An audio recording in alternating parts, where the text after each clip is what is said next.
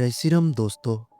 दोस्तों, अगर आपके घर में रखी एक छोटी सी गुड़िया रात के सन्नाटे में खुद अपनी जगह बदल ले और उसकी कांच जैसी आंखें अंधेरे में आपको घूरती रहे, तो क्या आप समझ पाओगे कि वो सिर्फ खिलौना है या किसी आत्मा का घर? मेरा नाम संदीप है। ये कहानी मेरे अपने घर की है। एक ऐसा घर जहाँ पहले सब कुछ सामान्य था। हंसी, बातें, टीवी की आवाज, चाय की खुशबू, और फिर एक दिन सब कुछ बदल गया, सिर्फ एक गुड़िया की वजह से। हम दिल्ली के पास एक छोटे से कस्बे में रहते थे। परिवार में मैं, मेरी पत्नी रचना और मेरी 7 साल की बेटी पीहू। पीहू बहुत मासूम थी। उसे खिलौने से बहुत प्यार था, खासकर गुड़ियों से।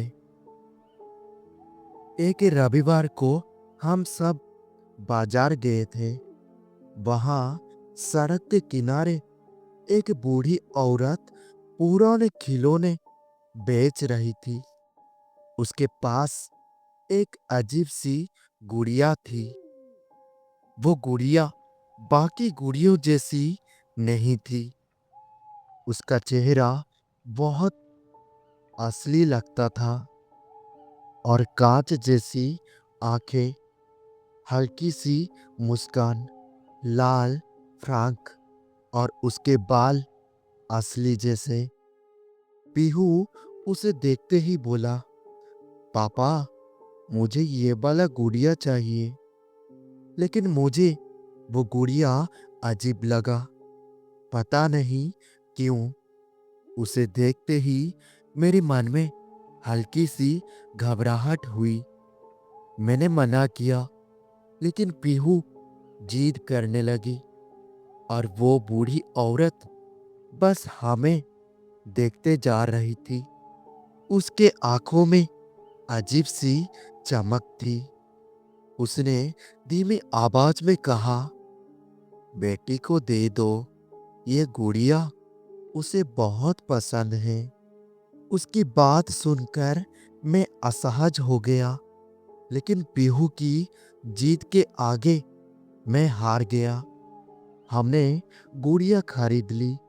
घर आकर पीहू ने उसका नाम रखा रानी।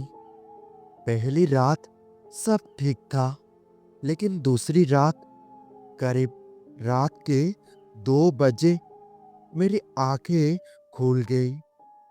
पता नहीं क्यों कमरे में अजीब सा सन्नाटा था।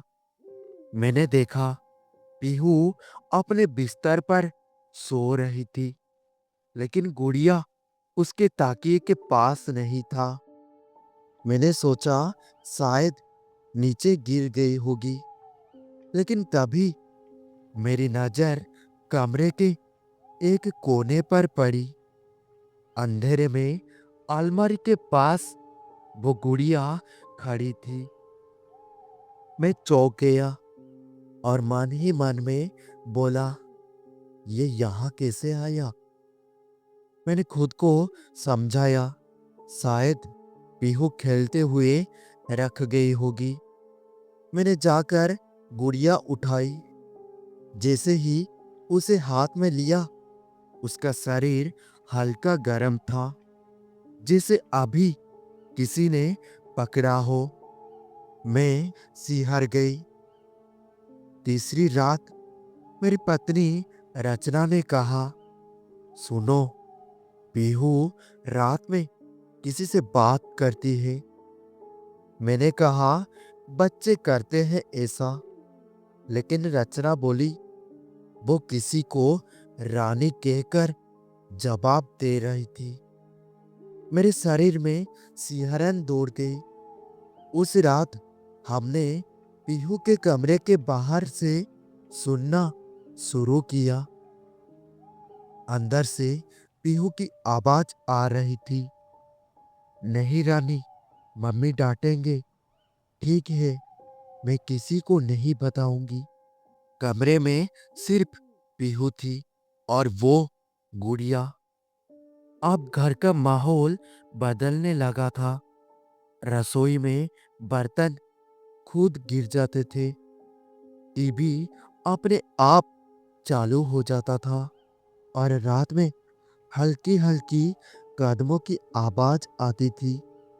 और हर बार वो गुड़िया अपनी जगह से थोड़ी थोड़ी अलग मिलती थी। एक रात मैंने तय किया कि मैं जागता रहूंगा। करीब रात के 2:17 पर कमरे का दरवाजा अपने आप चर की आवाज से खुला। धीरे धीरे फर्श पर कुछ घिसटने की आवाज आई।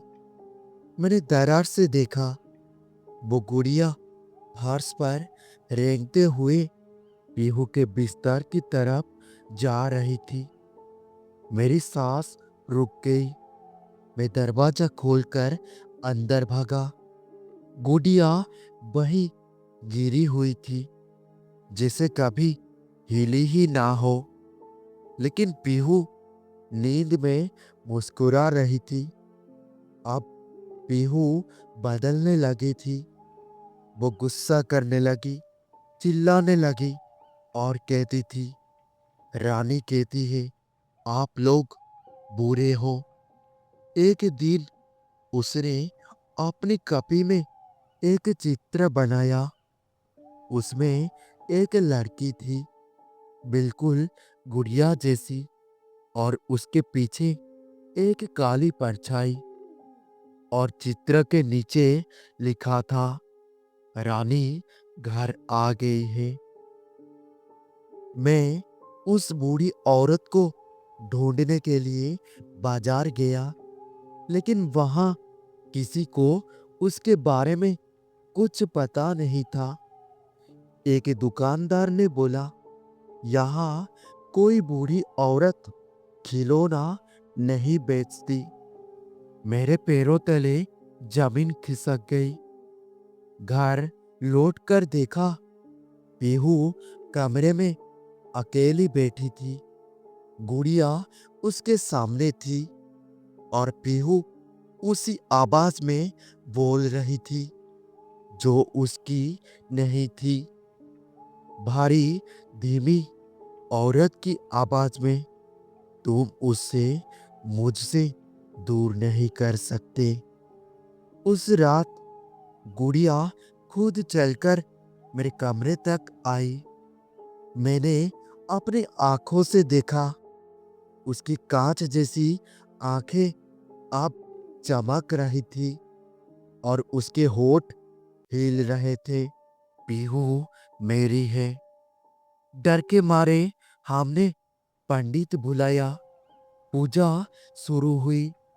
जैसे ही मंत्र पढ़े गए, गुड़िया जोर जोर से हिलने लगी और अचानक पीहू चीखी, रानी को मत जलाओ। पंडित ने कहा, इसमें आत्मा है, बहुत पुरानी, बहुत गुस्से वाली। हमने गुड़िया को जलाने की कोशिश की, लेकिन वो जल नहीं रही थी। अचानक कमरे की लाइट फूट गई। अंधेरे में सिर्फ गुड़िया की आंखें चमक रही थी।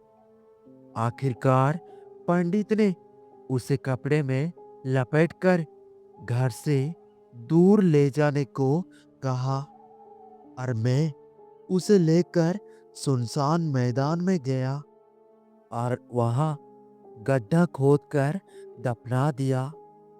घर लौटते समय मुझे लगा सब खत्म हो गया, लेकिन अगली सुबह पीहू के ताकिए के पास वही गुड़िया रखी हुई थी, मिट्टी से सनी हुई, और उसके चेहरे पर अब मुस्कान नहीं, गुस्सा था। और उस रात पीहू गायब हो गया। सिर्फ उसकी आवाज कमरे में गूंज रही थी। मैं रानी के साथ जा रही हूं। आज 3 साल हो गए, पीहू कभी नहीं मिली। घर खाली है, लेकिन कभी कभी रात में मुझे उसी घर से हंसी की आवाज सुनाई देती है, एक बच्ची की और एक गुड़िया की। और मुझे पता है रानी अभी भी किसी नई पीहू का इंतजार कर रही है। अगर आपके घर में कोई पुराना खिलौना रखा है जिसे आप बस एक याद समझकर संभाल कर रखते हो, तो आज रात सोने से पहले एक बार उसे ध्यान से देख लीजिएगा। कहीं उसकी कांच जैसी आंखें अंधेरे में आपको देख तो नहीं रही है, क्योंकि कुछ खिलौने बच्चों के खेलने के लिए नहीं होते।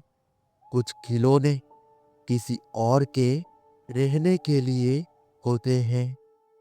और अगर कभी आधी रात को आपके घर में बिना वजह हल्की सी खड़खड़ाहट सुनाई दे, तो उठकर मत देखिएगा। हो सकता है गुड़िया अपनी जगह बदल रही हो।